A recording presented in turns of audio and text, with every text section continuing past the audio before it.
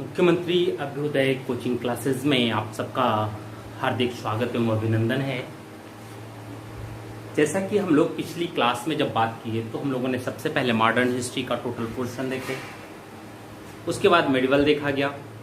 आज से हम लोग स्टार्ट करते हैं प्राचीन इतिहास।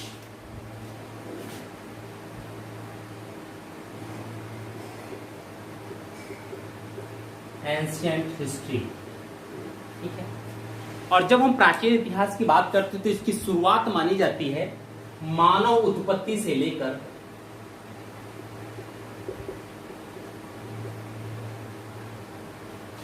जहां से मिडिवल स्टार्ट होता है वहां तक, ठीक है। इसमें प्रमुखता हमको जो पढ़ाई करनी है, बात करनी है, उसमें पहला होगा पाषाण काल, ठीक है। दूसरा होगा सैंधव सभ्यता, फिर वैदिक,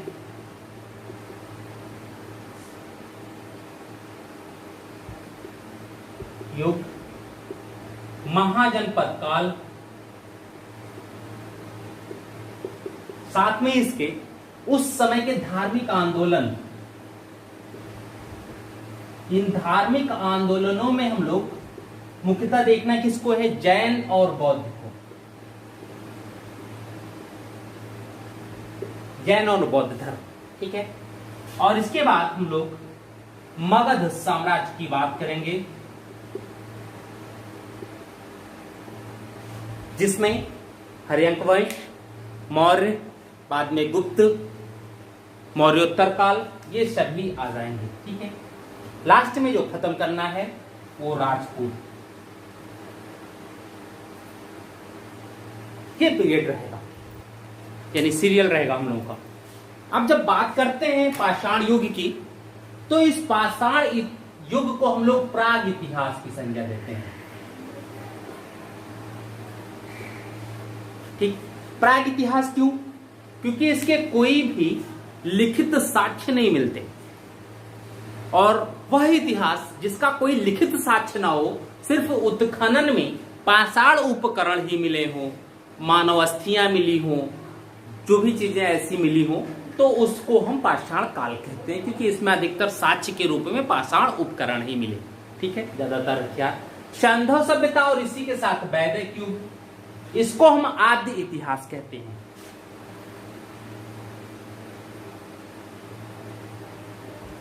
अब आद्य इतिहास से तात्पर्य क्या होता है? आद्य इतिहास का तात्पर्य यह है वह युग जिसमें दो चीजें, क्या? एक तो लिखित साक्ष्य, इस लिखित साक्ष्य में क्या? उस समय उपलब्ध संसाधन, उस समय के या उस युग के विषय में लिखे गए साक्ष्य जो भी हो। जैसे वैदिक युग की बात करते हैं तो वैदिक युग पे बहुत सी चीजें आ जाती हैं, ठीक। दूसरा, उत्खनन के पश्चात जो भी चीजें मिली, ठीक। वैदिक युग के बाद जब हम आते हैं 6ठी शताब्दी से, तो यहां से होता क्या है कि लिखित साक्ष्य मिलने लगता है, और साथ ही साथ विदेशी यात्रियों के विवरण भी मिलने लगते हैं। और जब ये दोनों चीज मिल जाए तो इसी को कहते हैं इतिहास, ठीक, या ऐतिहासिक काल की संज्ञा दी जाती है।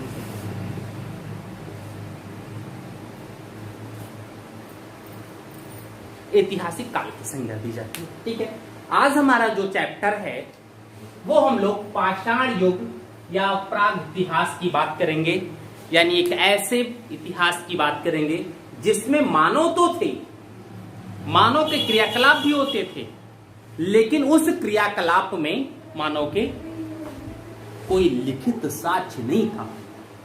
यानी आपस में बोलचाल की तो बात थी, लेकिन लेखन के लिए किसी भाषा का उपयोग नहीं होता था। आपस में इशारेबाजी भी हो जाती, भाई संचार के बहुत से साधन हो सकते हैं, किसी भी साधन का वो प्रयोग करते रहे, लेकिन कोई लिखित साक्ष्य उसका नहीं मिलता है। उत्खनन के पश्चात जो उपकरण पाए गए पाषाण के, पत्थर के, उसी से हम लोग उस समय उनके कल्चर को निर्धारित करते हैं। रहन सहन क्या था, जीवन क्या था, कैसी चीजें रहते थे, इसको हम लोग उससे निर्धारित करते हैं। ठीक है, तो आज हम बात प्रागैतिहास की या पाषाण काल। सबसे पहले हम लोग थोड़ी सी बात मानव उत्पत्ति की कर ले और फिर उनके विकास की बात कर लेते हैं, तो ज्यादा ठीक है। ठीक है,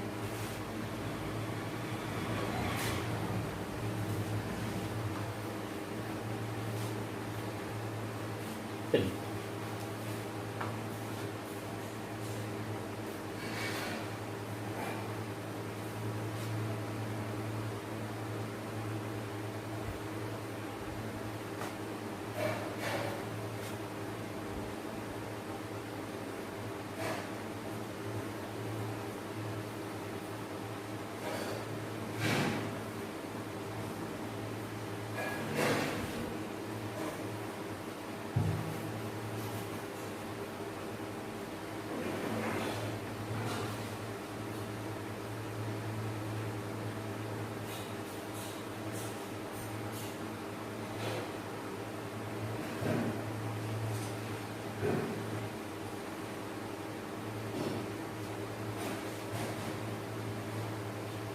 लग रहा है थोड़ा सा विश्व। ठीक है, अफ्रीका, इस पे जब लोग विषुवत रेखा की बात करते हैं तो ये आती है 0 डिग्री। ठीक है, सामान्यतः अगर देखा जाए तो विषुवत रेखा पर टेम्परेचर ज्यादा होता है। क्यों टेम्परेचर ज्यादा होता है? क्यों, रीजन क्या है? क्योंकि यहां पर सूर्य की रोशनी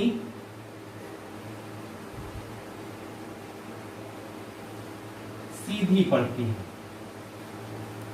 ठीक, तो अगर टेम्परेचर ज्यादा होगा तो बरसात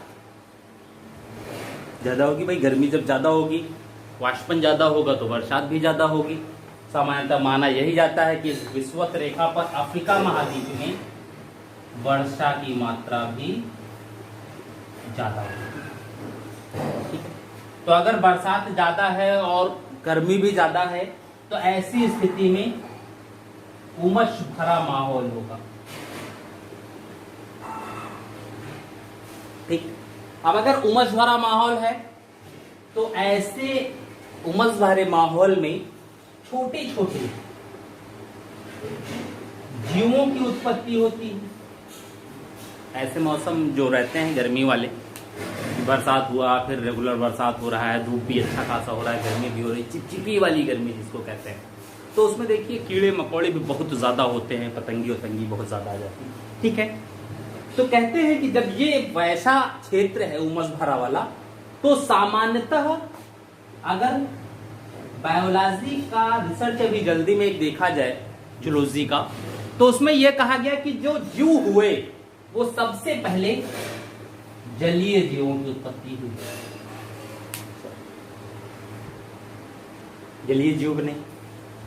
और हिंदू रीतियों के अनुसार जब हम लोग विष्णु जी के अवतार की बात करते हैं तो उसमें देखिए मत्स्य है, कच्छप है, यानी धीरे धीरे विकास क्रम एक सीरियल से आता है और बाद में पूर्ण मानव की आती है। ठीक है, तो एक सीरियल अगर हम लोग उस धर्म को वहां से जोड़ा जाए तो स्वाभाविक है, क्योंकि देखिए जीवों में भी पहले जलीय जीव छोटे छोटे आए, मिलते भी हैं, है ना। फिर देखिए इनसे मछलियां बनी। ठीक है, मछलियों के बाद ऐसी जीव आए जो स्थल प्लस जल दोनों में रह सकते थे, घड़ियाल इत्यादि, मत्स्य वर्गीय है, घड़ियाल इत्यादि आए। अब इन जो भाई स्थल पर आए उनमें अब धीरे धीरे और ऐसे आए होंगे जो स्थल पर रह सकते हो। स्थल पर जब रहने लगे छछुंदर उछुंदर आ गए उसमें, तो उसके बाद अब ऐसे आए होंगे जिनका और विकास क्रम बढ़ा होगा। यानी एक डार्विन का जो विकासवाद सिद्धांत था विकास क्रम का, उस सिद्धांत पर अगर हम लोग चलें तो स्वाभाविक है कि धीरे धीरे इन्हीं क्षेत्रों में ऐसे लोग बने होंगे जिनमें थोड़े से प्रारंभिक मानव वाले गुण रहे होंगे, जिनको हम निएंडरथल या ऑस्ट्रेलोपिथेकस कह सकते। सॉरी, निएंडरथल से पहले आए ऑस्ट्रेलोपिथेकस। हाँ, ऑस्ट्रेलोपिथेकस अर्ध मानव की उत्पत्ति। अब वो आ गए तो स्वाभाविक है संख्या प्रारंभ में तो ज्यादा रही नहीं होगी। तो अगर प्रारंभ में ज्यादा संख्या नहीं, क्योंकि एक विकास क्रम के बाद लाखों साल हो गए होंगे तब ये संख्या चीजें आई होंगी, अब उनमें फिर से विकास क्रम शुरू होगा। तो अगर उनमें धीरे धीरे विकास चालू होता है तो क्या होंगे, यहां पर इनकी बहुलता शुरू होगी। इसीलिए मानव का जो लीवर है उसको इस तरीके से बनाया गया है ईश्वर के द्वारा, जो मांस को भी डाइजेस्ट कर सकता है, घास को भी डाइजेस्ट कर सकता है और अनाज को तो डाइजेस्ट करता ही करता है। मानव का ही लीवर है, सारे जानवर नहीं कर सकते ऐसा, ठीक है। सारे जानवर नहीं, कुत्ते को घास खिला दोगे तो क्या करता है, बाहर कर देता है मुंह के, ठीक है। तो वो चीजें हैं। अब स्थिति क्या होगी कि प्रारंभ में आदमी घास फूस खाता रहा होगा, फिर उसने जीव खाने प्रारंभ हुए, शिकार की प्रणाली आई होगी। तो जब शिकार की प्रणाली आई तो शिकार, भाई स्वाद के ऊपर आदमी जीवित है, स्वाद जिस चीज का अच्छा लग जाए, कोशिश क्या होती है कि उसी चीज को हम अधिक से अधिक बार रिपीट करते रहें, खाते रहें, ठीक है। तो जब यहां पर इनकी संख्या धीरे धीरे बढ़ी होगी, ठीक। अब जब संख्या बढ़ेगी तो क्या होगा, क्षेत्र विस्तार होगा। लोग सोचेंगे कि वहां चलो हो सकता है कुछ और मिले, वहां चलो कुछ और। अरे जब विचरण करना है, जंगल में ही रहते हो तो जंगल में पेड़ का घर थोड़े होता है, पेड़ को आप अपना आशियाना थोड़े बना लेंगे, पूरा जंगल आपका है, जैसे चाहो वैसे आप उस जंगल में रह सकते हैं। अब जहां से लोग आगे बढ़े होंगे, ठीक है, आए यहां तक, क्योंकि इधर भी समुद्र है, इधर भी समुद्र है। समुद्र किनारे हो सकता है जाते रहो, मछली वछली मारते रहो, खाते पीते रहो, जो भी रहा हो, लेकिन स्थल की तरफ भागा जाए। इधर से तो विकास नहीं हो सकता, इधर तो जा सकते थे। और जब इधर आए तो यहां पर भूमध्य सागर की स्थिति आ गई। लेकिन ये जो 53 किलोमीटर है, लगभग 100 कुछ है या 53 है, ठीक है, जिसे हम आज स्वेज नहर कहते हैं, उस समय या 1800 से पहले ये स्थल हुआ करता था, ठीक। और इस स्थल के माध्यम से व्यक्ति इधर भी आ सकता था, इधर भी आ सकता था, इधर भी जा सकता था। तो संभव है कि यह व्यक्ति के विकास का क्रम रहा हो, हर व्यक्ति यहीं से आया हो और यहां से इधर गए हो।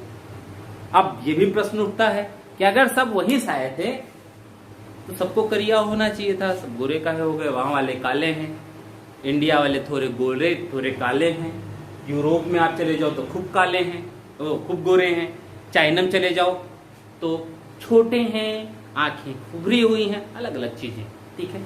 तो इसका रीजन क्या हो सकता है, उन स्थानों की भौगोलिक स्थिति और जलवायु, ठीक। यहां ज्यादा ठंडा पड़ता है, जब ज्यादा ठंडे में कोई भी व्यक्ति रहेगा तो उसका रंग साफ होने की संभावना ज्यादा होगी। ये क्षेत्र अधिकतर पहाड़ी है, पहाड़ी क्षेत्र पर कद छोटा हो जाता है और पैर की जो फिल्ली होती है, यानी टखने से नीचे का हिस्सा, वो मजबूत होगा और सामान्यतः यहां और यहां के लोगों की अपेक्षा मोटा होता है। यहां के लोगों की कमर बहुत ही मजबूत होती है। क्यों? क्योंकि पहाड़ी पर चढ़ने में इन चीजों का ज्यादा उपयोग होगा, भार ज्यादा लगेगा इस पे। और मानव का शरीर इस हिसाब से है कि उस शरीर पर आप जिस क्षेत्र में जितना मेहनत चाहेंगे वो शरीर उतना ही ज्यादा मजबूत हो जाएगा। सिर्फ मानव में ही है, पशु तो अलग बात हो गई, मानव में ये चीज है, अगर शरीर के साथ ज्यादा मेहनत किया जाए तो शरीर उतना ही ज्यादा मजबूत हो जाता है और अच्छा हो जाता है। इसलिए क्या करते हैं लोग, पहले तो फील्ड में काम करते थे, आज क्या होता है जिम में जाकर के पसीना बहाते हैं ताकि 6 पैक 8 पैक 10 पैक पता नहीं कितने पैक बनाते रहते हैं, ठीक है। तो ये हो सकता था। अब हम बात करते हैं पाषाण युग की, कि कैसे उसके विषय में लोगों ने क्या क्या चीजें की इस बात पर। ठीक है, तो ये है कि आदमी यहाँ आए होंगे, इन क्षेत्रों में भी रहे होंगे, यहां पर भी रहे होंगे, लेकिन हम लोग बात इसी क्षेत्र की करेंगे। ठीक है,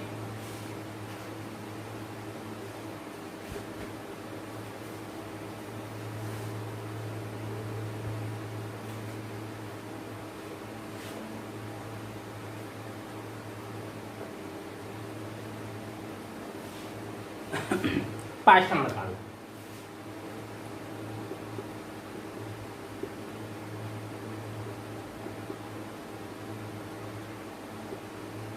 पाषाण काल, ठीक है।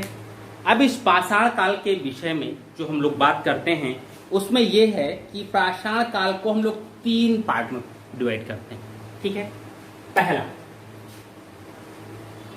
पूरा पाषाण, पूरा पाषाण काल। दूसरा है मध्य पाषाण काल।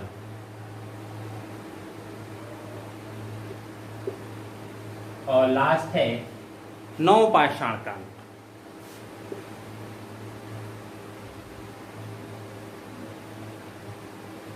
ठीक है, अब जब पूरा पाषाण काल की बात करते हैं तो ये स्टार्ट होता है 6 लाख वर्ष पूर्व से 10,000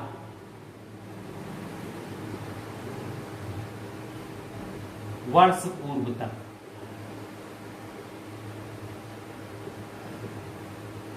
ठीक, मध्य पाषाण काल की बात करते हैं तो ये 10,000 या 8,000 से 4,000 वर्ष पूर्व।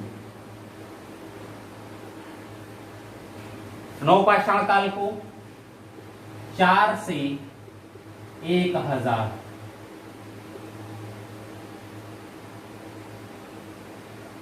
वर्ष पूर्व। ठीक, अब जो नौ पूरा पाषाण काल है इसको भी हम 3 डिवीजन करते हैं।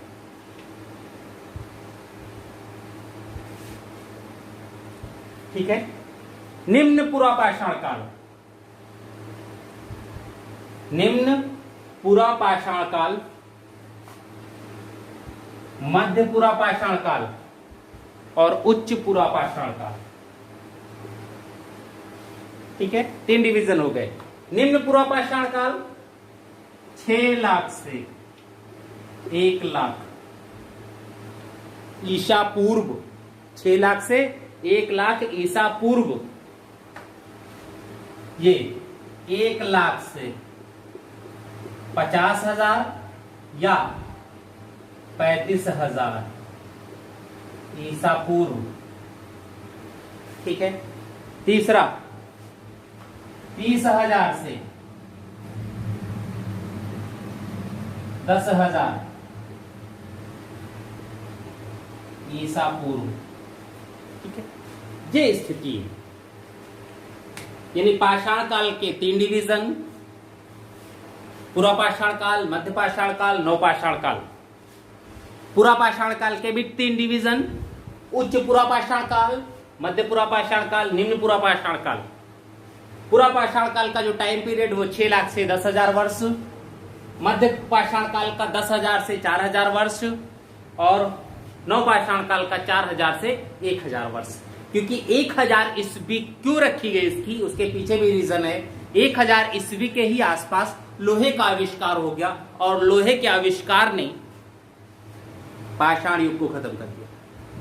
क्योंकि लोहा एक मजबूत धातु था, लोहे के आविष्कार से कुल्हाड़ियां इत्यादि बननी शुरू हुई और उसी के बाद पाषाण उपकरण खत्म हो गए और आ गए धातु उपकरणों का युग। ठीक है, तब अब इस पे हम लोग पहले एक एक को डिफाइन करते हैं। उनके कुछ क्षेत्र हैं, कुछ क्षेत्रों से क्या क्या चीजें मिली हैं और जो चीजें मिली हैं वो क्या थी, इस पे बात करेंगे। लेकिन उससे पहले इनके जनक की बात करते हैं। कौन किसका जनक था?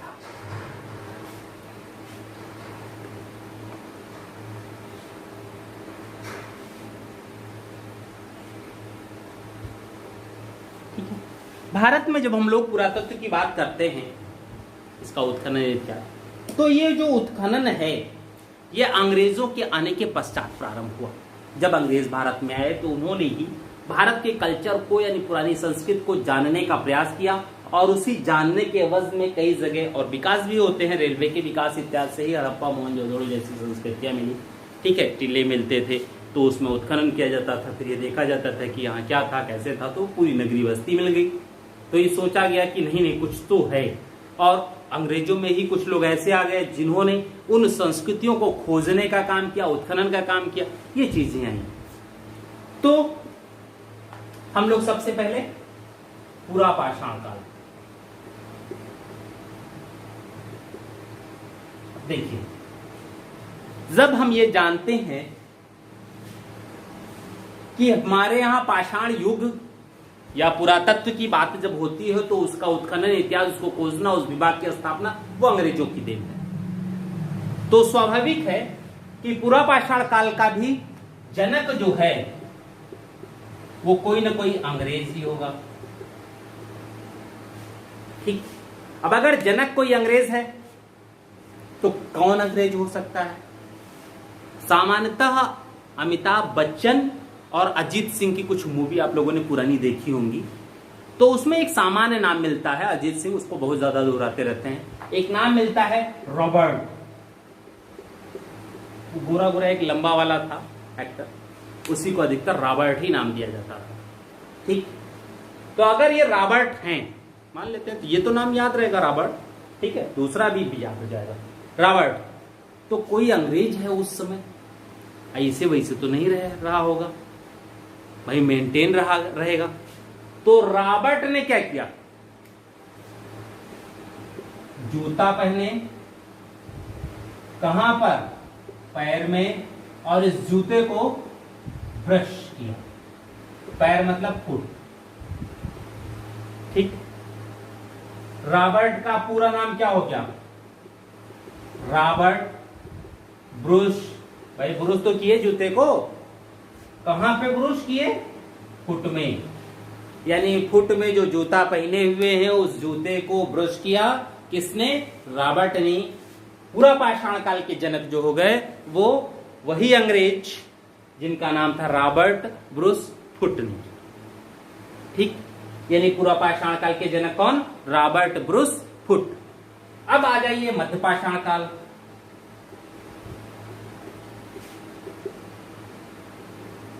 अब भाई मान लीजिए कि कहीं आए उत्खनन करने, तो पैदल आते? पैदल नहीं आएंगे ना, गाड़ी से ही आएंगे। गाड़ी भी कौन? ट्रेन या बस? नहीं, कार ही तो होगी। रॉबर्ट ब्रूस फुट जब उत्खनन के स्थान पर पहुंचे तो कैसे पहुंचे थे? कार से। लाए क्या? कार लाई।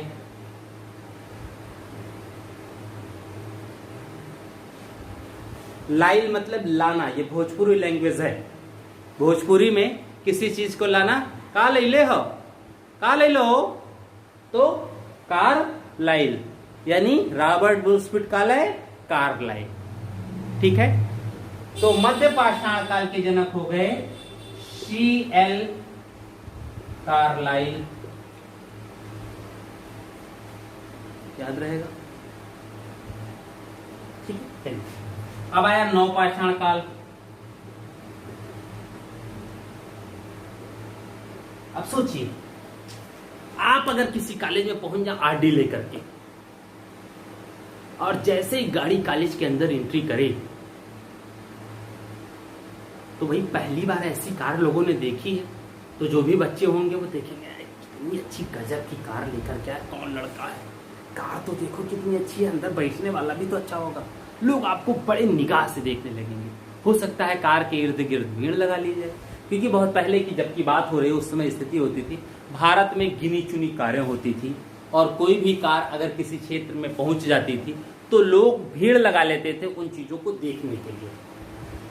और जब भीड़ लगाते तो डॉक्टर जो ड्राइवर होता था उसमें भी आड़बाजी आती थी, कुछ ही को तो होता ही होगा। अगर किसी ने कहीं कार गाड़ी मत छूना, अलग चीजें होती हैं।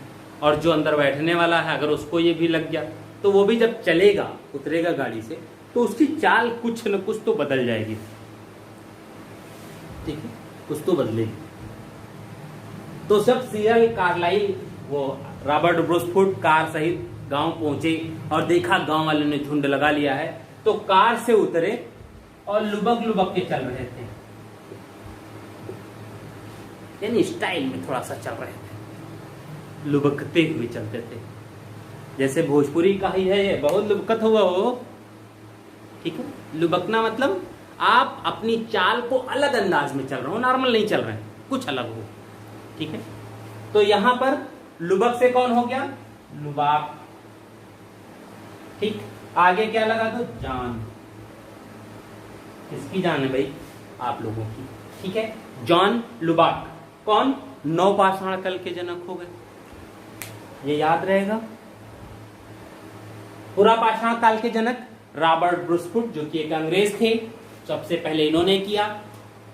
इन्होंने मद्रास के पास पल्लवरम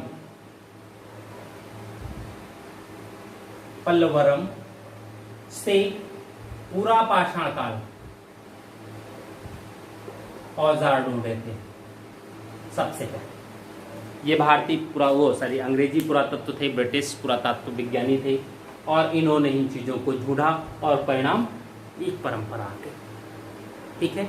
अलग अलग स्थिति और ये बंटवारा हुआ, क्योंकि उस समय इतिहास में भी बहुत ज्यादा फोकस हो रहा था, इतिहास से ही अपनी स्थिति बताने की कोशिश की जा रही थी। और अंग्रेजों ने जब ये सब चीजें कहा कि भारतीय बड़े पिछड़े हुए हैं, उनको कुछ नहीं आता, जो भी चीजें हम ही सिखा सकते हैं, इनके पास कुछ नहीं था, तब अंग्रेजी भी कुछ लोग ऐसे थे जो भारत के इतिहास को खोजना चाहते थे, क्या क्या चीजें, और कुछ भारतीय भी ऐसे आ गए जिन्होंने अपने इतिहास को खोज करके अंग्रेजों के सामने चुनौती के रूप में प्रस्तुत करने का प्रयास किया। तो उसमें वो सहायता भी कर रहे थे, ठीक है। तो ये चीज हो गई। अब हम लोग एक एक चीज को, यानी पुरापाषाण काल, मध्यपाषाण काल, नवपाषाण काल, इनके उत्खनन कहाँ से हुए और उन जगहों से क्या क्या चीजें मिले, इस पे थोड़ा थोड़ा बात कर लेते हैं। फिर पुरापाषाण काल से लगभग जो भी चीजें आती हैं वो कंप्लीट हो जाएंगी। निम्न पुरापाषाण काल, ठीक है। जब हम निम्न पुरापाषाण काल की बात करते हैं तो इसमें कई उपकरण मिले, और इन उपकरणों के आधार पर हम इसको दो वर्गों में बांटते हैं। पहला है चापर, चापिंग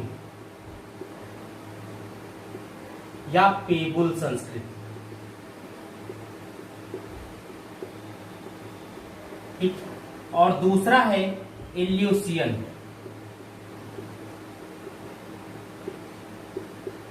संस्कृति। दो आती है। चूंकि चापर, चापिंग के उपकरण मिले, हाँ ये ध्यान रखिएगा कि यहां जो भी उपकरण है वो सारे स्फटिक के हैं, ठीक है। जो पत्थर आता है स्फटिक, उसी से बनाए गए। चापर चापिंग जो उपकरण मिले वो सोहन नदी घाटी में मिला था। ये सोहन नदी घाटी में मिला, और इसीलिए इसे हम सोहन संस्कृत भी कहते हैं। कभी पूछा जा सकता है सोहन संस्कृत से तात्पर्य क्या है, तो सोहन संस्कृत से तात्पर्य निम्न पुरापाषाण काल को दर्शाता है, ठीक है। अब बात आती है एल्यूसियन संस्कृत की। तो एल्यूसियन संस्कृत के जो उपकरण हैं वो सबसे पहले मद्रास के समीप अतिरपक्कम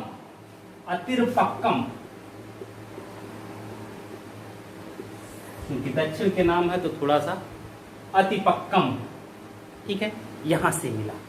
चूंकि ये सब मद्रास के पास थे, इसलिए हम एल्यूसियन संस्कृत को मद्रासी संस्कृति भी कहते हैं। उपकरणों के आधार पर हैं। अब समस्या ये है कि निम्न पुरापाषाण काल के क्षेत्र कौन कौन से रहे होंगे, जिन क्षेत्रों से वहां के उपकरण मिले, उन उपकरणों से चीजें हुई, क्या क्या कैसे, ये सब बातें, ठीक है। तो देखिए, सबसे पहले उत्तरी क्षेत्र की हम लोग बात करें।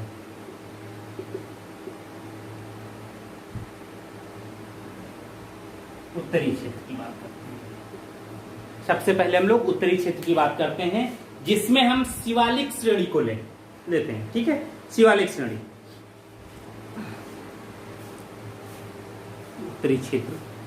उत्तरी क्षेत्र की जब हम बात करते हैं तो शिवालिक की बात करते हैं, यानी कश्मीर, हिमालय की निचली रेंज, तो उसमें एक नदी थी जिसे कहते थे सोहन नदी। धीरे धीरे सूख गया, और जब वो सूख गया तो उस क्षेत्र में भी बहुत से चीजें थी, जमाव यानी गाद जो आता है, ठीक है, जिसे कश्मीरी भाषा में करेवा कहा जाता है, उसका जमाव हुआ। बाद में वहाँ पर सोहन नदी घाटी जो थी वहाँ पर उत्खनन हुए, और उन उत्खननों में यानी सोहन नदी यानी शिवालिक क्षेत्र की निचली रेंज शिवालिक श्रेणी की, वहाँ पर 5 वेदिकाएं मिली हैं, और यहीं से पेबुल संस्कृति के उपकरण हैंड एक्स मिलता है, ठीक है। कहां से? सोहन घाटी से, ठीक, सोहन घाटी से ये मिलता है। और इसमें जो भी मिलते हैं सब स्फटिक के ही हैं, ठीक, क्वार्टजाइट या स्फटिक के ही सभी मिलते हैं उपकरण जो भी बने हैं, ठीक है। अब देखिए, पिंड घेप, कर्नल आर्यू टाड ने कश्मीर में स्थित सोहन घाटी में ही था ये पिंड घेप, इसका उत्खनन कराया। जिसके विषय में शायद पूछा भी गया है पिंड घेप किस टाइम का है, ठीक है। सोहन घाटी में ही HD सांकलिया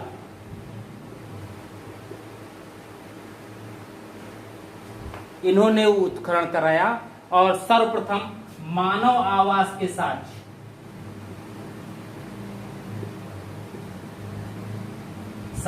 व हैंड एक्स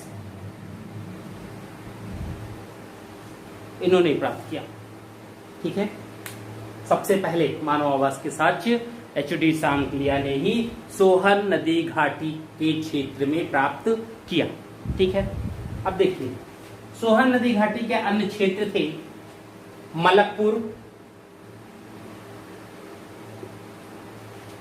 मलकपुर, चौंतरा, नाम बड़े अच्छे अच्छे हैं भैया, कलार व चौमुख, ये कुछ क्षेत्र, ठीक है। इसके बाद हम लोग देखते हैं कुछ और क्षेत्र, थोड़ा सा मिटा लें, जगह कम है।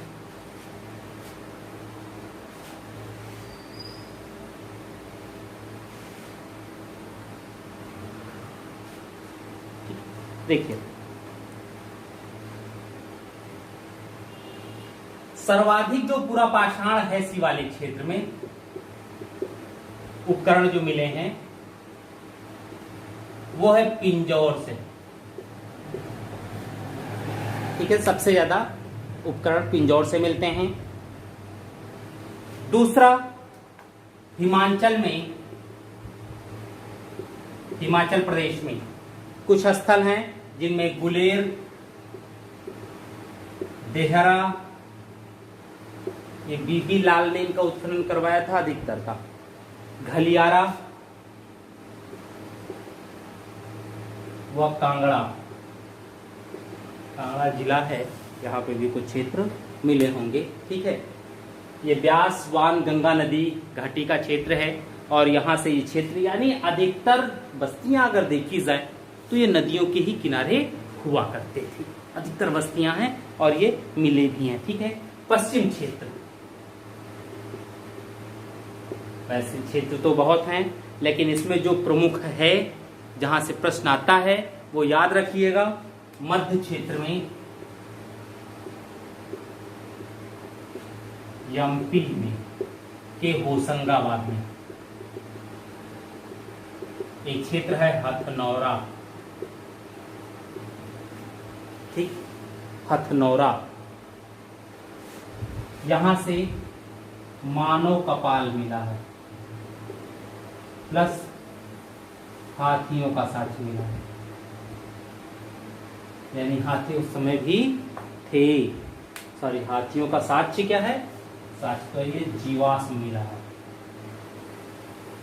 हथनौरा से, और मुख्यतः पूछा भी यहीं से जाता है, हथनौरा से क्या क्षेत्र था। वैसे नाम लिखना हो तो कुछ आप लिख सकते हैं, जैसे पश्चिम में जायल एक क्षेत्र है, अमरापुर अमरापुर, सिंधी तालाब, सोनीता, भैरवगढ़, भैरवगढ़ नहीं, भैंसोरगढ़, जनकपुरा और गंभीरी नदी पर स्थित चित्तौड़गढ़, ये पश्चिम में आते हैं। ठीक है, नीचे का मिटा दें थोड़ा सा।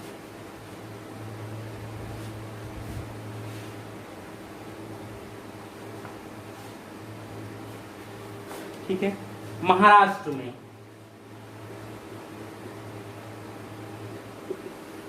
में चिरकी नेवासा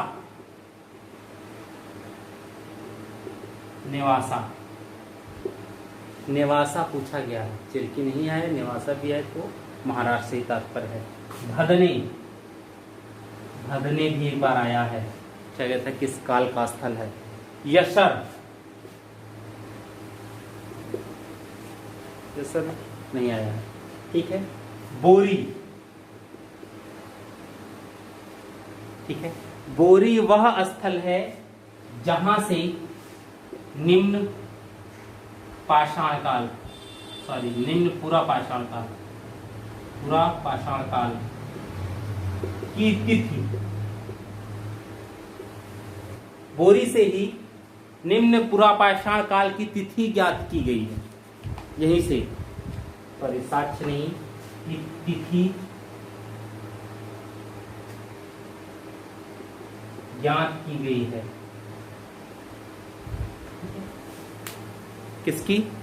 बोरी से निम्न पुरापाषाण काल की तिथि ज्ञात की जाती है। दक्षिण में,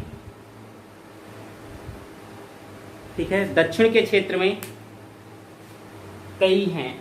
ठीक है, जैसे कर्नाटक में हुड़सगी, फिर तमिलनाडु में जब जाते हैं तो वहां पर पल्वरम, अतिरपक्कम जहां से मिला ही था, बदमदुरै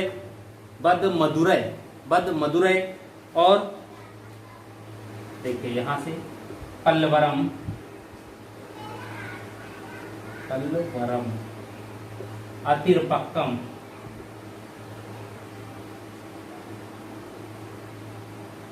अतिरपक्कम,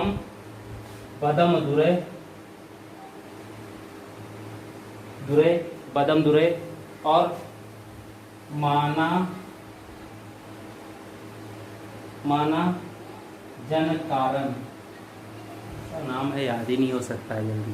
ठीक है, ये दक्षिण के तमिलनाडु के क्षेत्र हैं। ठीक है, पल्वरम, अतिरपक्कम, ठीक, हथनौरा, बोरी, भदनी, नेवासा, ये ऐसे क्षेत्र हैं जहां से भविष्य में क्वेश्चन आए थे, भूत में क्वेश्चन आए थे, भविष्य में आ सकते हैं।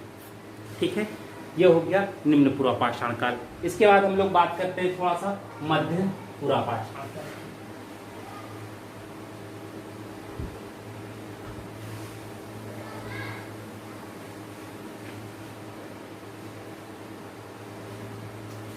मध्य पुरापाषाण काल, ठीक है, मध्य पुरापाषाण काल, इसे हम एक अन्य नाम से जानते हैं, फलक ब्लेड स्क्रैपर संस्कृति। फलक ब्लेड स्क्रैपर संस्कृति, ये नाम आता है, फलक ब्लेड स्क्रैपर संस्कृति। क्यों?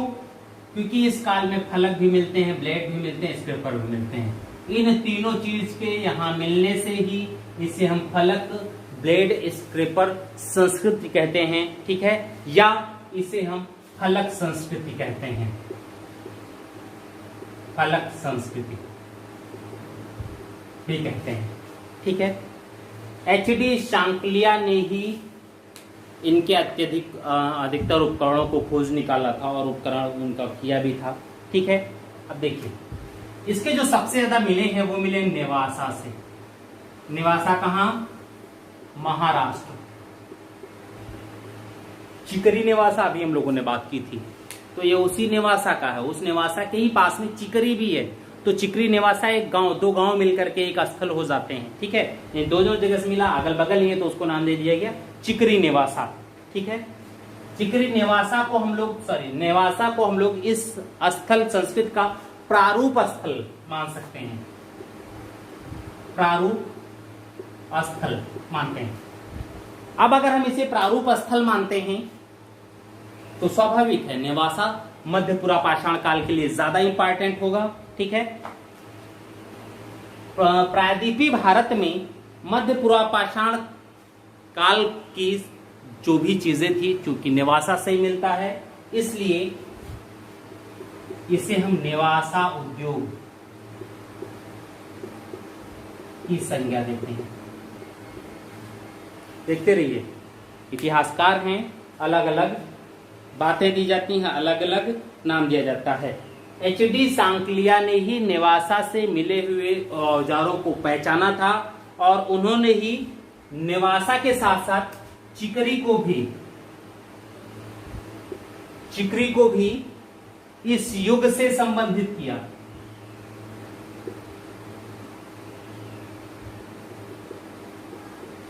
किसने? एच.डी. सांकलिया ने चिकरी को भी मध्य पुरा पाषाण काल से संबंधित किया है। ठीक है, अब अगर विस्तार देखा जाए तो लगभग दक्षिण भारत, उत्तर भारत में भी कुछ, राजस्थान में थार से, राजस्थान जान ही रहे होंगे कहां है, थार के आसपास लूनी नदी पड़ती है जो थार के रेगिस्तान में गायब हो जाती है। ठीक है, तो लूनी नदी के आसपास से बी.एन. मिश्रा ने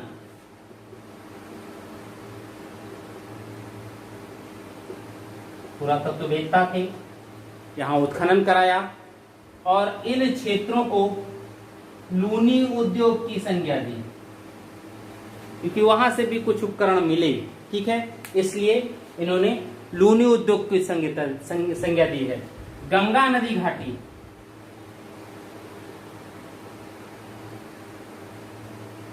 यानी जहां हम लोग हैं आज, यानी गंगा के आसपास के क्षेत्र, गंगा नदी घाटी में मानव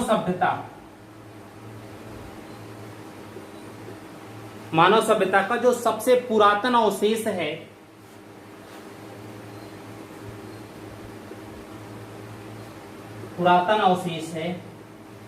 अवशेष है ये, वो कालपी से मिलता है। पुरातन अवशेष कालपी से मिलता है। ठीक है, कहां? गंगा नदी घाटी में मानव सभ्यता का सर्वाधिक पुरातन अवशेष कालपी से प्राप्त होता है।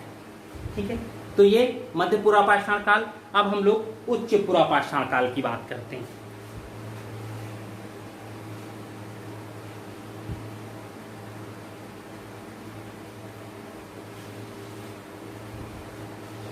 उच्च पुरा पाषाण काल यानी सबसे बाद वाली स्थिति है उच्च पुरा पाषाण काल की। उच्च पुरा पाषाण काल, इसको हम मैग्डेलियन संस्कृत भी कहते हैं। मैग्डेलियन संस्कृति। ठीक है, अब अगर हम इसे मैग्डेलियन संस्कृत कहते हैं तो कोई रीजन रहा होगा। ठीक है, अंतिम संस्कृति है, इसे हम मैग्डेलियन संस्कृत कहते हैं। ठीक है, अब देखिए इसमें दो चीजें हैं। एक तो इस समय के जो उपकरण मिलते हैं वो विशेषीकृत हो गए, उपकरण जो है वो विशेषीकृत हो गए, और इसी उपकरण से हम काटने, चीरने, भेदने इत्यादि जो भी हो सकता था एक ही उपकरण से करने लगे। पहले क्या होता था, हर चीज के लिए अलग अलग उपकरण बनते थे। यानी इस समय का मानव बुद्धिम आ गया, ध्यान रखिएगा, दिमाग उसके पास आ गया, प्रयोग करने लगा, नई नई चीजें बनाने लगा। यानी उसे अब अपनी आवश्यकता की वस्तुओं की प्राप्ति के लिए अपने दिमाग का यूज कर रहा है, और अगर वो अपने दिमाग का यूज करने लगा तो चीजें धीरे धीरे विस्तारित होंगी। ठीक है, इसके समय जो सबसे ज्यादा है वो है तक्षणी और गिरमिट, ये दो चीजें आती हैं, तक्षणी और गिरमिट। ठीक है, ये दो उपकरण इस समय। इस काल का एक दूसरा जो मुख्य उपकरण है वो है ब्लेड। सबसे ज्यादा ब्लेड इसी में पाया गया, दोनों तरफ धार होता था जिसको चाहो काट दो, छीलने के लिए, काटने के लिए, ऐसा चीज में, ठीक है। और ब्लेड अधिकतर मिलने के कारण इस काल को ब्लेड प्रधान उच्च पुरापाषाण काल, उच्च पुरापाषाण काल भी कहा जाता है, ठीक है। दूसरी चीज, इस काल की दो विशेषताएं बहुत प्रमुख हैं। पहली है चकमक उद्योग का विकास, स्थापना, नए चकमक उद्योग की स्थापना, पहला। और दूसरा है प्रज्ञ मानव, यानी होमोसेपियंस का उदय। दो चीजें, जैसे पहले भी हम लोग देख चुके हैं, जब उपकरणों में परिवर्तन आ जाए, परिष्कृत उपकरण बनने लगे और अच्छे उपकरण बनने लगे, तो उपकरण बनाने वाले कौन? मानव। और अगर उपकरणों में उनकी कलात्मकता दिखने लगी तो इसका तात्पर्य है व्यक्ति दिमाग से कार्य करने लगा है, ठीक है। अब देखिए, अब इस टाइम के में जो एक दूसरी चीज बहुत अच्छी है वो था हड्डियों के उपकरण।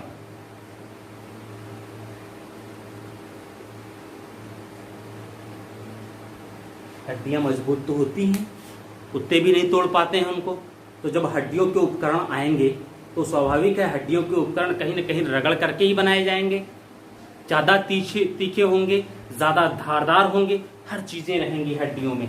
तो इस समय जो मेन चीज आया वो हड्डियों के उपकरण इसी टाइम से मिलने प्रारंभ होते हैं, यानी इसी टाइम से ये बनने भी प्रारंभ हो गए होंगे, ठीक है। अब इसके जो सबसे ज्यादा मिले हड्डियों के उपकरण वो मिला आंध्र प्रदेश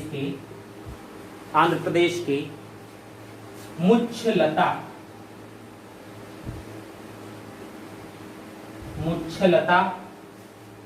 चिंतामनुगावी शिलाश्रयों से, चिंतामनुगावी शिलाश्रयों से।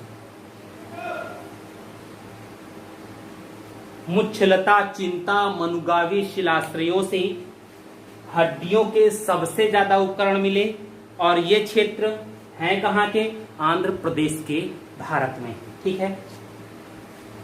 दूसरा, वहीं बेलन नदी घाटी में, मिटालते हैं इसको नीचे,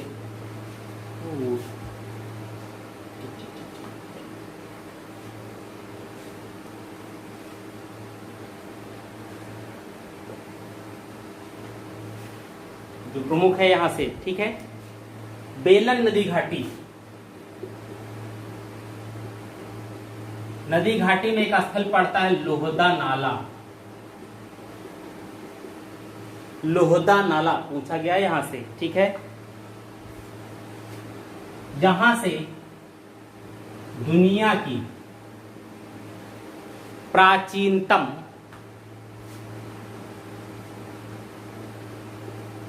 हस्त निर्मित, ठीक, प्राचीनतम हस्त निर्मित, हाथ से, अस्थि की है, स्त्री की मूर्ति मिली है।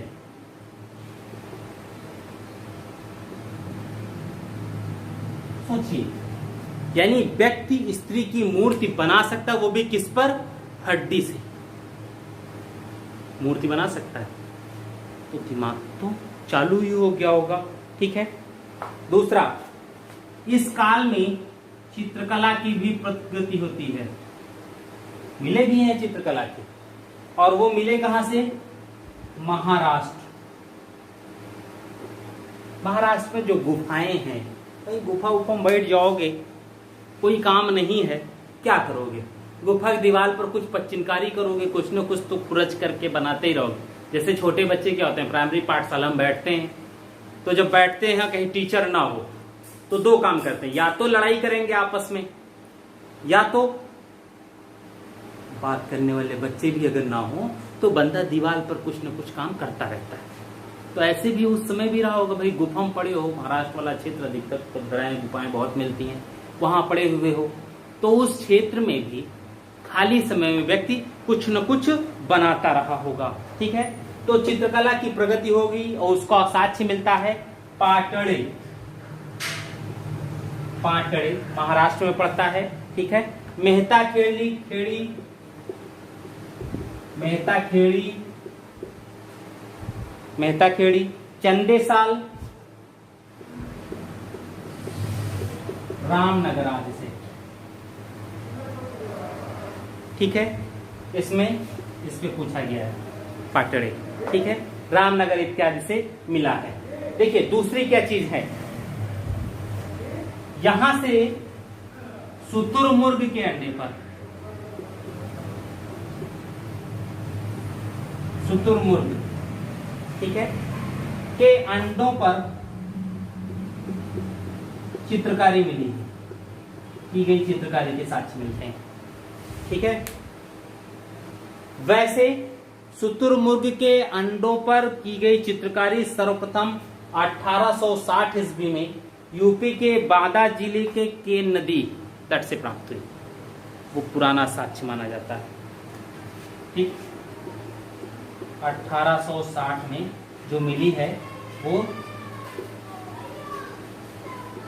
यूपी के बांदा से, केन नदी घाटी से मिला है शुतुरमुर्ग के अंडों पर की गई चित्रकारी का साक्ष्य। ठीक है, अब देखिए पाटड़े क्यों है, शुतुरमुर्ग के ही अंडे पर मानव निर्मित चित्रकारी का जो साक्ष्य मिला है वो प्राचीनतम है, यानी सबसे पुराना साक्ष्य पाटड़े से ही मिला है, शुतुरमुर्ग के अंडों पर की गई चित्रकारी का साक्ष्य। ठीक है, आगे बढ़ें। दूसरा, एमपी के रायसेन जिला है, वहां के भीमबेटका की गुफाएं,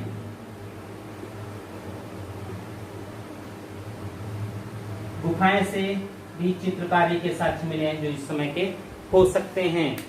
ठीक है, वो मिलता जुलता है। अब इनका कुछ और प्रसार क्षेत्र देखा जाए।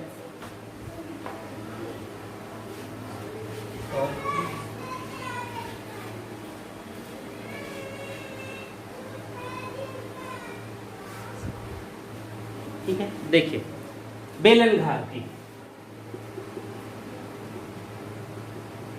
बेलन घाटी की एक सहायक नदी है टोंस। भूगोल भी पढ़ना पड़ेगा अगर यहां हमको इस पे बात करनी है। और भूगोल में कौन सा, नदी तंत्र।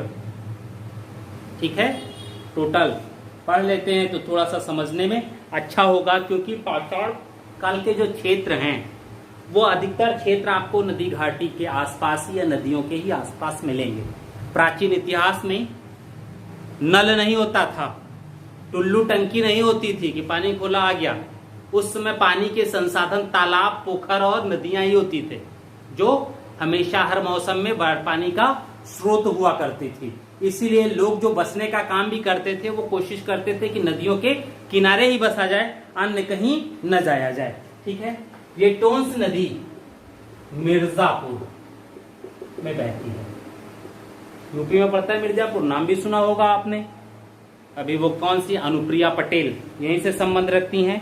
ठीक है, यहां से पूरा पाषाण, मध्य पाषाण और नव पाषाण कालीन साक्ष्य मिले हैं।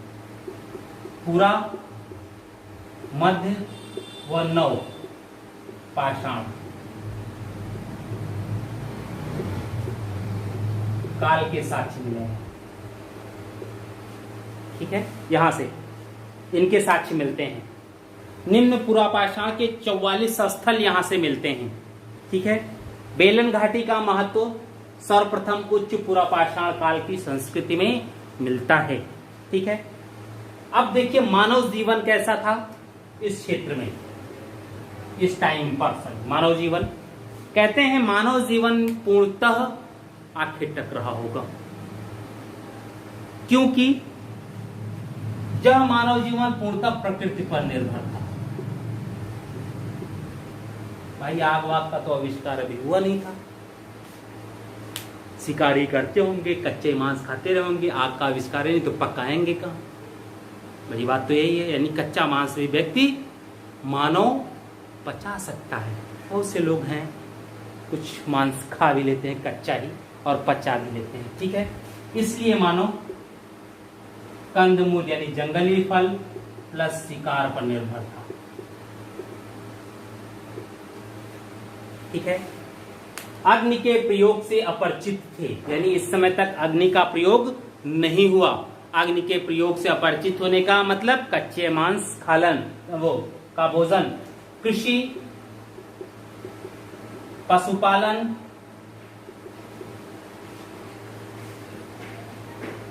व मृद भांडों के अभाव।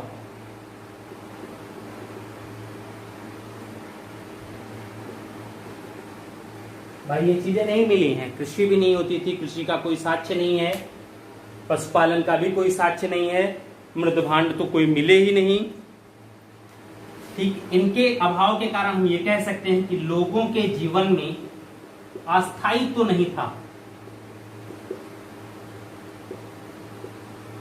किसी भी प्रकार का कोई अस्थायित्व नहीं था, इसलिए हम ये कहते हैं कि इस काल के मानव उपभोक्ता थे,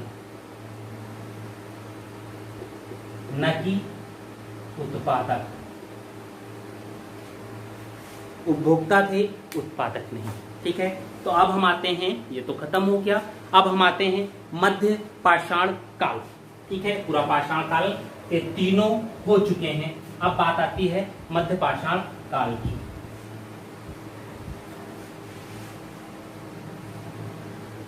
मध्य पाषाण काल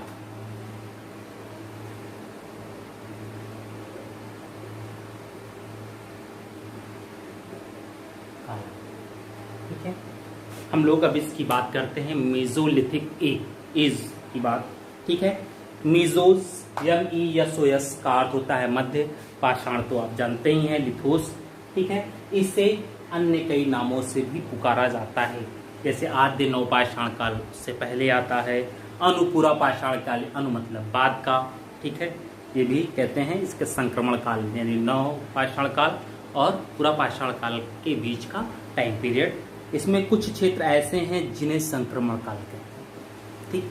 दो स्थल इसमें आदमगढ़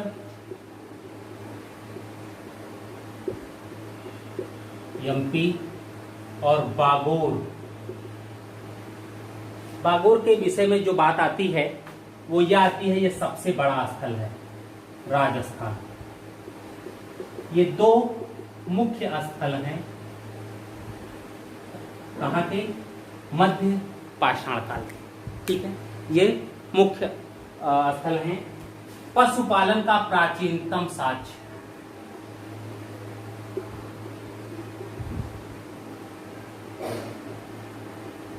यहीं से मिलता है। ठीक है।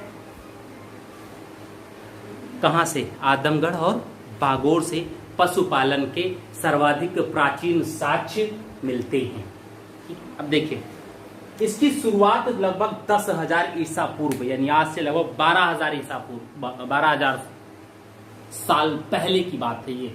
उस समय से हम लोग इसकी शुरुआत मानते हैं। इसके लघु उपकरण जान ही रहे हैं आप, जनक कौंसिल कार्लाइल। ठीक है। वही थे। उपकरण इसके छोटे हो गए हैं और परिष्कृत और ज्यादा हो जाएंगे, क्योंकि जब हम लोग उच्च पुरा पाषाण काल की बात कर रहे थे तो उस समय होमोसेपियंस का उदय चुका है और जो उपकरण है वो धीरे धीरे परिष्कृत होने लगे हैं। ठीक है। इसलिए क्योंकि छोटे उपकरण हैं, इसलिए हम इसको लघु पाषाण उपकरण काल भी कहते हैं। ठीक है। अब इसमें जो और भी साक्ष्य मिलते हैं वो महाराष्ट्र के 40 गांव, महाराष्ट्र के 40 गांव, ठीक है, 40 गांव के निकट पाटने से, पटने या पाटने दोनों नाम मिलता है, पटने या पाटने, ठीक है, लघु पाषाण उपकरण मिलते हैं, ये उपकरण मिलते हैं, ठीक है, पटने या पाटने से लघु पाषाण उपकरण मिलते हैं। अब इस समय जो भी उपकरण मिले हैं वो ज्यादातर ज्यामितिबद्ध से बनाए गए हैं, अर्धचंद्राकार है, त्रिभुज है, ठीक है, ऐसे है, अलग अलग तरीके से उपकरण बनाए गए। अब यानी इस समय ये कहीं ना कहीं गणितीय भाषा या सुविधा के अनुसार उपकरण बनाए जाते हैं कि पकड़ने वाला भी हो और घोंपने वाला भी हो, मारने वाला भी हो। ज्यादातर इस समय के जो उपकरण हैं वो चैल्सीडनी या क्वार्टजाइट की बहुलता मानी जाती है, यानी उसके चैल्सीडनी और क्वार्टजाइट पत्थर से निर्मित उपकरण हैं, ठीक है। जैस्पर भी मिले हैं यहाँ के उपकरणों में। जैस्पर उपकरण की जो प्राप्ति हुई है उनकी बहुलता है बागोर से,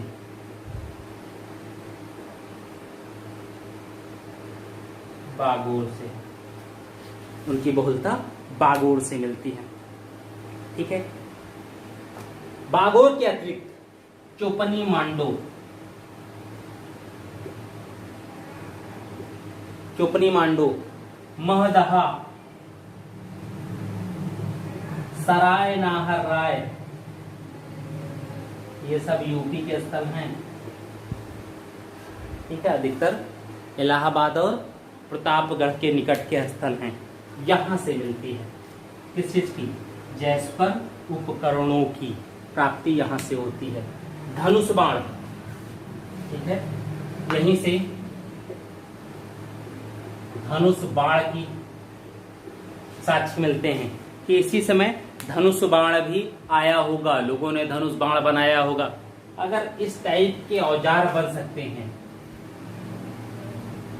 ठीक है, तो धनुष काहे नहीं बन सकता? भाई कोई भी रस्सी बांध दो, धनुष हो गया, बाण भी मिल जाएंगे, मारने के लिए तो ठीक ही है, ठीक है, कुछ भी हो सकता था। तो धनुष बाण इसी समय मिला है। लकड़ी की डोंगी,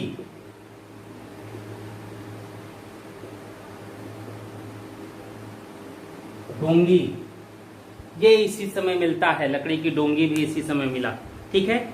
दूसरी चीज, भारत में मानव अस्थि पंजर सर्वप्रथम इसी काल में मिलता है, ये मिलते हैं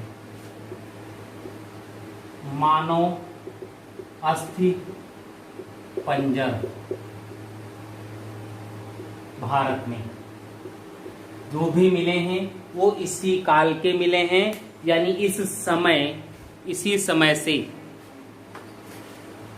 शवों को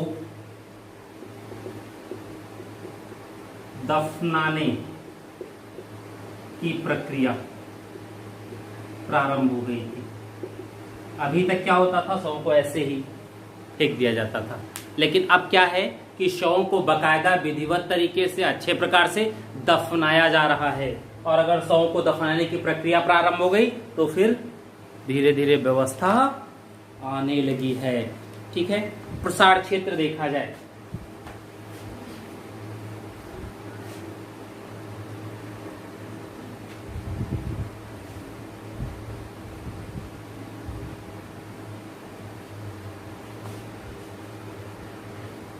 ठीक है, प्रसार की बात कर रहे हो तो पश्चिम क्षेत्र,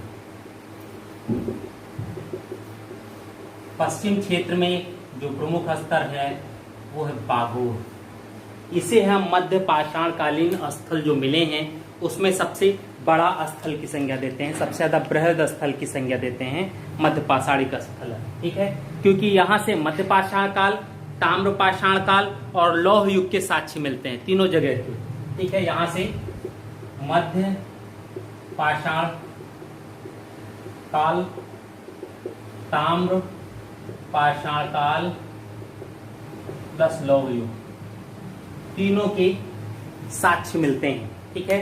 बागोर जो है वो बनास नदी की सहायक कोठारी नदी पर है, कोठारी नदी पर है। इसको महासती भी कहा जाता है। ठीक है। यहां से जो मिला है एक भाला और 3 बाण, एक भाला 3 बाण का साक्ष्य मिलता है। दूसरी चीज, यहां से एक स्त्री की मानव कंकाल मिली है जिसके गले में 36 गुरियों की एक माला मिली है। ठीक है। यहां से एक मानव कंकाल मिला है जिसके गले में 36 गुरियों की माला मिली है। गुरिया समझ रहे हो? जब माला कोई होता है तो उसमें जो गांठ होती है बीच बीच में चीजें डाली जाती हैं, उसी में 36 गुरियों की माला है। ठीक है। यहां से 5 ताम्र उपकरण, पाषाण उपकरण मिले हैं। ठीक है। इन ताम्र उपकरणों में एक भाला और 3 बाण मिला है, प्लस 3 बाण मिला है। एक भाला और 3 बाण मिला है। ठीक है। तो ये चीजें वहां से मिली हैं। अब देखिए गुजरात में जो प्रमुख स्थल है वो है लंघनाज। हम उन्हीं स्थलों की बात कर रहे हैं जिन स्थलों से कभी क्वेश्चन आए हों। ठीक है। लंघनाज से 14 मानव खोपड़ी, ठीक है, 14 मानव कंकाल, सॉरी मानव खोपड़ी नहीं, मानव कंकाल मिला है। 14 मानव कंकाल मिला है और तांबे का चाकू मिला है।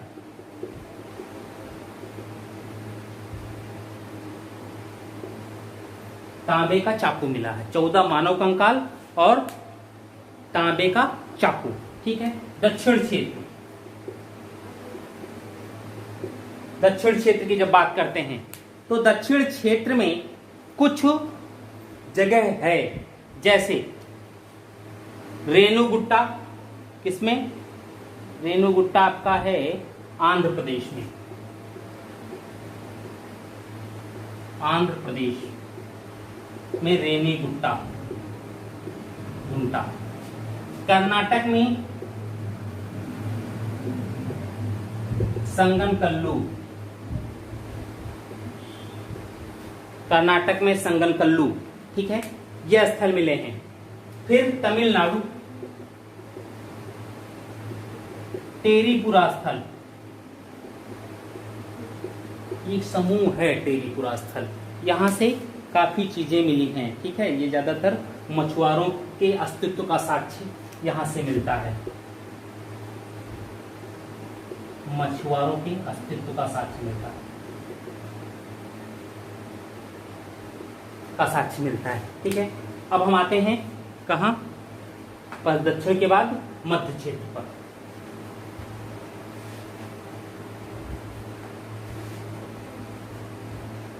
ठीक है। मध्य क्षेत्र,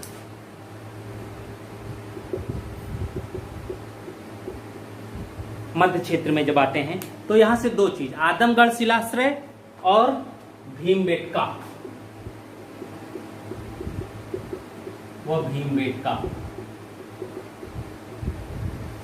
ठीक, भीमबेटका, ये इससे मध्य पाषाणकालीन उपकरण मिलते हैं। ठीक है। जैसे आदमगढ़ से 25,000 उपकरण मिला।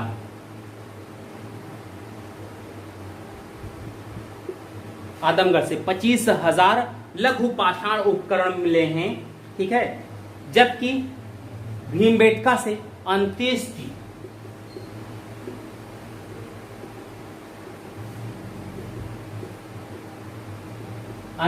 विधि का पता चलता है। ठीक है। भीमबेटका से मध्य पाषाण काल में लोग कैसे व्यक्ति की अंत्येष्टि करते थे उसका पता चलता है। ठीक है। तो ये चीजें यहां से आई। अब आइए पूर्वी क्षेत्र। ठीक है। पूर्वी क्षेत्र में कौन कौन से? जैसे पश्चिम बंगाल में बीरभानपुर, ठीक है, पश्चिम बंगाल में बीरभानपुर, इसका उत्खनन बीबी लाल ने कराया, बीरभानपुर, ठीक है। अब विंध्य क्षेत्र में आइए, विंध्य क्षेत्र, जब हम विंध्य क्षेत्र की बात करते हैं तो इसमें मिर्जापुर का मुरहना पहाड़, मुरहना पहाड़, यहां से काफी चीजें मिली हैं मुरहना पहाड़ से। बघई खोर,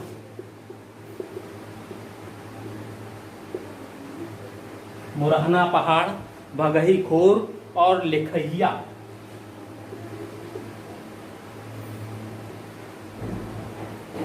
ये मिर्जापुर में ही है सब, ठीक है, आस ही पास है, बहुत ज्यादा दूर भी नहीं जाना इनमें, ठीक है।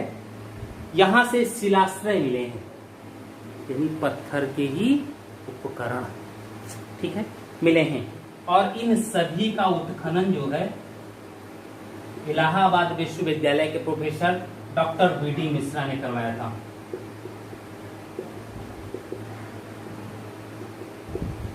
डॉक्टर बीडी मिश्रा सर का ही, ठीक है, उन्होंने कराया। और कहते हैं इन शिलाश्रयों से 17 से 27 मानव कंकाल मिले हैं यहाँ से, यानी बहुत ज्यादा मानव कंकाल। मध्यपाषाण काल में शवों को दफनाने की प्रक्रिया आरंभ हो गई थी। दूसरा एक क्षेत्र है लहुरा देवा, इसी समय का, ठीक, ये संत कबीर नगर में पड़ता है, ठीक है। यहां से कृषि का प्राचीनतम साक्ष्य है।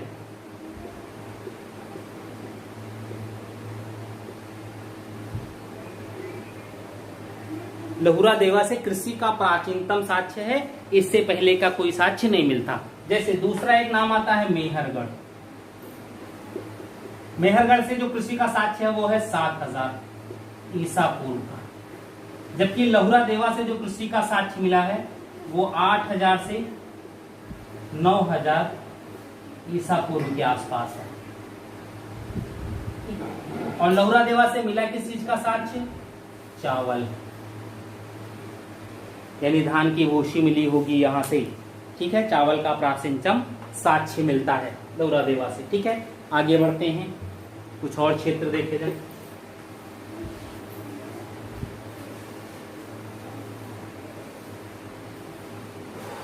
देखिए चोपनी मांडो,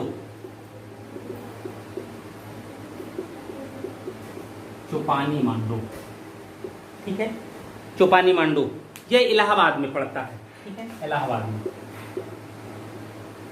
यूपी के क्षेत्र इलाहाबाद या प्रयागराज अब हो गया है, ठीक है, इलाहाबाद में पड़ता है। चौपनी मांडो से जंगली चावल, हस्तनिर्मित भंडार, हस्तनिर्मित मृदभांड और अन्नागारों के साक्ष्य मिलते हैं, ठीक। जंगली चावल, हस्तनिर्मित मृदभांड प्लस इस चीज का अन्नागार का साक्ष्य, यानी इस समय व्यक्ति कृषि कार्य करने लगा था, अस्थायी जीवन जीने लगा था। अब देखिए जंगली चावल जान रहे हैं, एक हिंदुओं में एक पूजा होती है छठ पूजा, ठीक है, वो बिहार वाला नहीं, एक यहाँ पर होती है पश्चिम में, जिसमें घर में कुसुस अभी जल्दी में ही खत्म हुआ है, वो घर में कुसुस उस दिन कहा जाता है ऐसा अनाज खाना है जो जोता बोया जाता हो, तो उसमें यही जंगली चावल कहा जाता है, जिसे कहते हैं तिन्नी चावल, तिन्नी का चावल, ठीक है, तो वो जंगली चावल यही होती है, ठीक है। कहते हैं चोपनी मांडोस के जो मृदभांड हैं वो संसार के प्राचीनतम साक्ष्य हैं, ये संसार के प्राचीनतम साक्ष्य जो भी मृदभांड मिले हैं, इससे पहले मृदभांड का कोई साक्ष्य नहीं मिलता, सबसे पुराना। अब भाई आगे उत्खनन होगा तो हो सकता है उसमें इसके बाद का भी चीजें मिल जाएं, ठीक है। अब गंगा घाटी में इलाहाबाद के ही कुछ और स्थल है, जैसे सराय नाहर राय, ठीक, सराय नाहर राय प्रतापगढ़ में पड़ता है, सराय नाहर राय, महदहा और दमदमा, ठीक है, प्रमुख पाषाणिक स्थल हैं, ये प्रतापगढ़ में पड़ते हैं उसी समय के, और ये अभी भी उत्खनन हुआ। दमदमा तो आप काफी नाम सुन चुके होंगे, बड़ा फेमस स्थान है। ठीक, सराय नाहर राय से 14 समाधान के साक्ष्य मिले हैं, 8 गर्त चूल्हे मिले हैं। ठीक है, यहीं से ये मिलता है, सराय नाहर राय से ही मानवीय आक्रमण का प्राचीनतम साक्ष्य मिलता है। ठीक है, मानवीय आक्रमण का प्राचीनतम साक्ष्य सराय नाहर राय से। ठीक है, तो ये चीजें हैं। महदहा से 35 गर्त चूल्हे, सबसे मतलब नहीं है यहां से जलती नहीं, सिल लोढ़ा का मिला है यहां से। सिल लोढ़ा जानते होंगे ना, सिलौटा जिसको कहते हैं, उसका साक्ष्य मिलता है। युग्मित समाधियां, ठीक है, यहीं से मिले हैं। मित समाधियां यानी स्त्री पुरुष को साथ दफनाने का साक्ष्य महदहा से मिलता है। पहला साक्ष्य है स्त्री पुरुष का, जिसका साथ में दफनाया जाए। सती प्रथा रही होगी, पति मर गया, पति के प्रेम में हम भी चल बसेंगे, कोई दिक्कत नहीं है। ठीक है, ये चीजें हैं। दमदमा से 41 मानव समाधान मिले हैं, समाधान के साक्ष्य मिलते हैं। ठीक है, फिर यहां से मानव समाधि यानी एक साथ एक कब्र में 3 लोगों की समाधि मिली है। ठीक है, फिर हाथी दांत का लटकन मिला है इसे।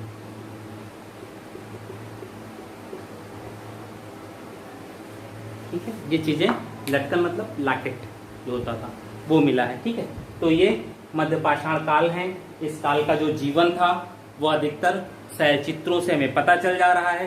कृषि के साक्ष्य मिल ही गए थे, यानी व्यक्ति अब पके हुए अनाज, भाई ब्रह्मांड की बात आ गई तो यानी पकाने की बात आ गई, अग्नि आविष्कार हो चुका है इस काल में, कृषि की चीजें मिल रही हैं, तो यानी कृषि भी होने लगी थी, लोग अस्थायी जीवन जीने लगे थे, ये चीजें थी। बचा कौन अब? नवपाषाण काल।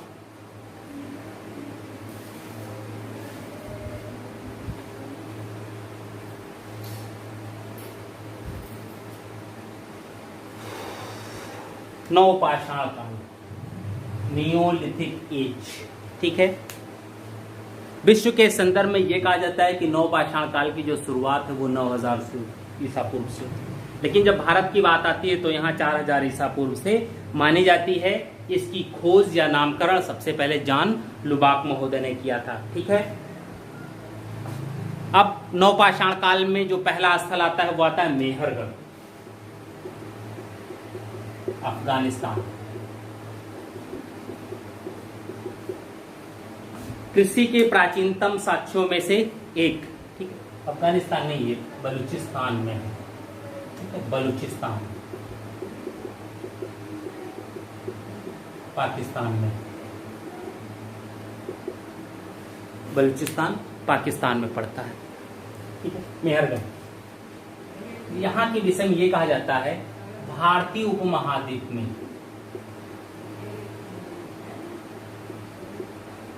प्राचीनतम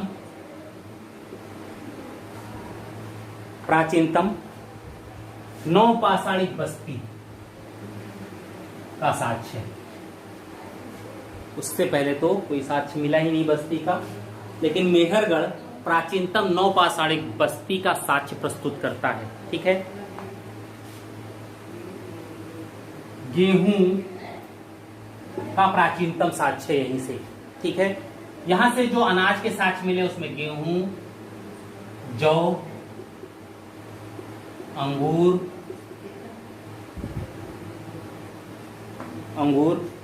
एवं कपास, ये 4। ठीक है, एवं पशुपालन का साक्ष्य मिलता है यहीं से। भाई मध्यकाल में ही पशुपालन चालू हो गया था, मानव बुद्धिमान हो गया, पशुओं को नियंत्रण में करेगा, बहुत से पशु उसके पास आ रहे होंगे। ठीक है, ये चीज है। खेती का जो है ये साक्ष्य जौ की खेती किए जाने का, जौ की प्राचीनतम साक्ष्य, ठीक है। गेहूं और जौ का ये प्राचीनतम साक्ष्य कहां? दक्षिण एशिया में। गेहूं और जौ का प्राचीनतम साक्ष्य दक्षिण एशिया में कुम्हार से के चाक का साक्ष्य मिलता है, ठीक है। कुम्हार के चाक द्वारा निर्मित मृदभांड का साक्ष्य इसे मिलता है, ठीक है। चूंकि गेहूं उत्पादन ज्यादा होता था इसलिए हम लोग इसे कच्छ की रोटी की टोकरी की संज्ञा देते थे।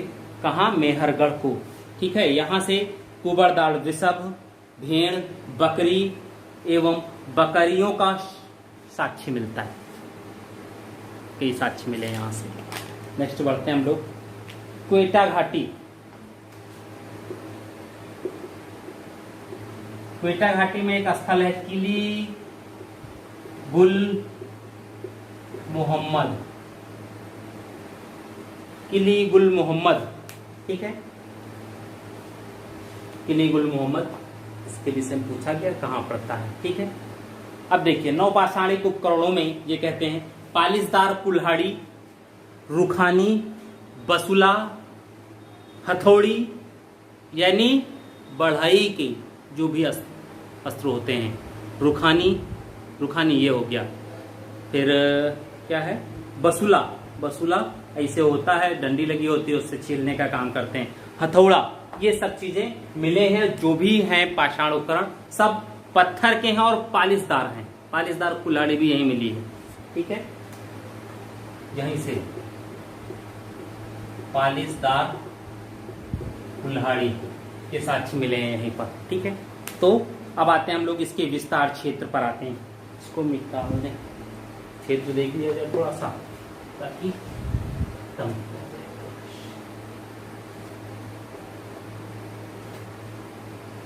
ठीक है। विस्तार, इनके कुछ क्षेत्र देखते हैं। उत्तरी क्षेत्र में सबसे पहले बात करें, उत्तरी क्षेत्र, ठीक है। विस्तार में उत्तरी क्षेत्र में 2-3 स्थल आते हैं, बुर्जहोम और गुफकराल प्रमुख जो हैं। बुर्जहोम व गुफकराल, ठीक। बुर्जहोम व गुफकराल ये दोनों जम्मू एंड कश्मीर के स्थल हैं और झेलम नदी घाटी में है। ये J&K में झेलम नदी घाटी में मिलते हैं, ठीक है। अब देखिए बुर्जहोम का शाब्दिक अर्थ होता है बुर्ज वृक्ष का स्थान, यानी पुराने वृक्षों का स्थान, ठीक है। या भोज वृक्ष, भोजपत्र आते थे, उनका स्थान। यहां से गड्ढा घर मिला है, ठीक है। यहीं पर दूसरा मिला है मालिक के साथ कुत्ते को दफनाने का साक्ष्य,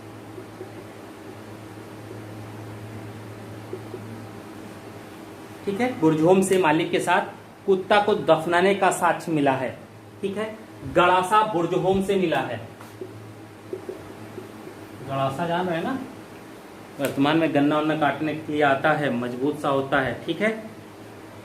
दूसरा सींग वाले देवता का चित्र मिलता है यहां से, ठीक है। अब देखिए गुफकराल से, यहां से क्या चीजें हैं।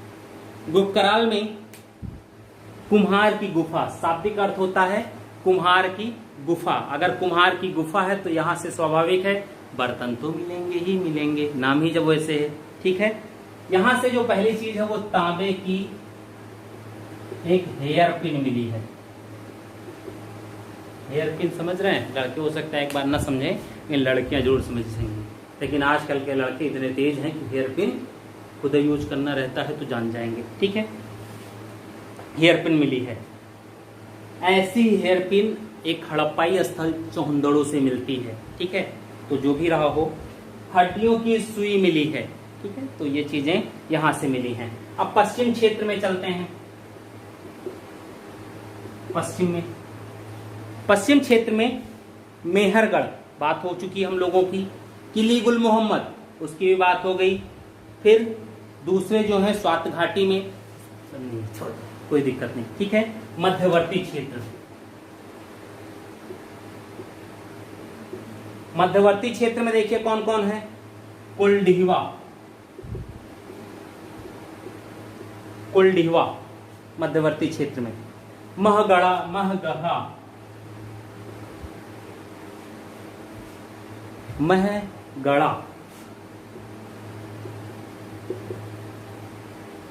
कुलडीहवा और महगढ़ा, ठीक है।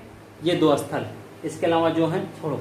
अब देखिए कुलडीहवा से क्या है, धान की खेती का साक्ष्य मिला है। कुलडीहवा से धान की खेती का साक्ष्य मिला है, ठीक है। डोरी छाप मृदभांड मिले हैं,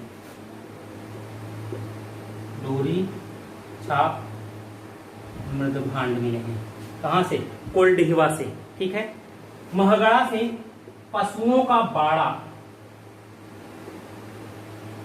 बाड़ा मिला है। अर्थात क्या कहते हैं वो योगी बाबा जो शुरू किए हैं, क्या पशुपालन, ठीक है, यानी गौशाला, गौशाला का साक्ष्य, यानी उस समय गौशाला होती थी, लोग पशुओं को एक जगह पर इकट्ठा करके, स्वाभाविक है दूध बेचते रहे होंगे, ठीक है। नेक्स्ट,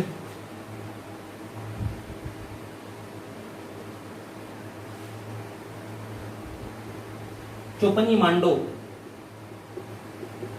चोपानी मांडो, ठीक है, चोपानी मांडो। यहां से पूरा पाषाण काल, मध्य पाषाण काल व नव पाषाण काल, तीनों के साक्ष्य मिलते हैं, ठीक है। पूरा, मध्य एवं नव, तीनों की चीजें मिलती हैं, ठीक है। मध्य गंगा घाटी,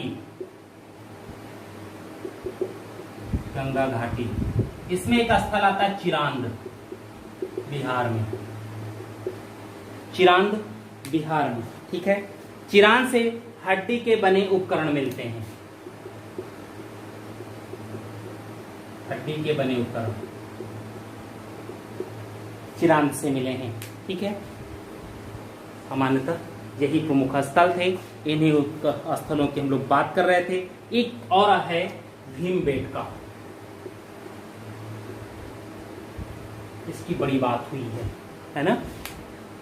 मध्य प्रदेश के रायसेन जिले में, एमपी के रायसेन जिले में भीमबेटका, एमपी के रायसेन जिले में पड़ता है, ठीक है। खोजा इसको विष्णुधर काकड़कर ने, विष्णुधर काकड़कर ने खोटा है, खोजा है। और सभा कक्ष ऑडिटोरियम प्राप्त होता है यहीं से, भीमबेटका से ही सभा कक्ष या ऑडिटोरियम का साक्ष्य मिला, भीमबेटका से सभा कक्ष या ऑडिटोरियम का साक्ष्य मिलता है, ठीक है। सर्वाधिक संख्या में मध्य पाषाण काल के चित्र मिले हैं यहां से, सर्वाधिक मध्य पाषाण काल के चित्र मिलते हैं, ठीक है, भीमबेटका से।